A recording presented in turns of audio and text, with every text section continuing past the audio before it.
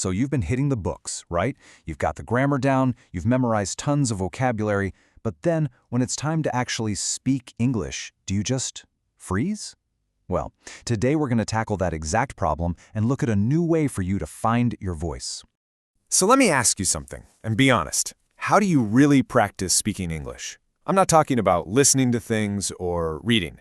I mean actually, forming the words, having a conversation out loud.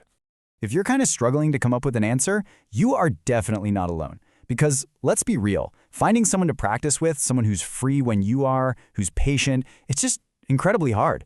For a lot of us, that's the biggest roadblock right there. And okay, let's say you do find a partner. Then you've got that other hurdle, that little voice in your head that questions every single word you're about to say. You know the one, wait, is that the right tense? Did I say that word right? That fear of being judged can be totally paralyzing. And on top of all of that, there's the big question, how do you even know if you're getting any better? You might be talking and practicing, but without any clear feedback, it can feel like you're just spinning your wheels, Just hoping for the best. So we've got these huge challenges, right? Finding people, getting over that fear, and figuring out if you're making progress. Well, this is exactly where something like Speho comes in. Think of it as your new practice partner. So what is Speho exactly? Put simply, it's an online platform that does two main things. It gives you a place to get consistent speaking practice, and it gives you a really clear way to assess how you're doing. And here's the most important part, who this was built for. It wasn't designed for teachers or language experts. Nope. It was built from the ground up for English learners just like you. Every single feature is there to solve the real-world problems you face on your journey to speaking fluently. All right, let's look at the first big piece of the puzzle. How does Speho help you with that fear of making mistakes and the whole problem of finding a partner? Simple. It creates an environment where you can practice without any pressure at all.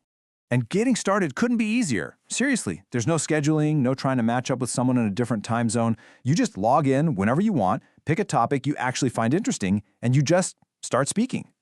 The whole idea here is to give you a safe, private space. It's basically a judgment-free zone. It's a place where you can try things out, make mistakes, and nobody's going to care. It's all about building that confidence and the muscle memory you need to become fluent. Now, practice is absolutely crucial, but it's really only half of the equation, isn't it?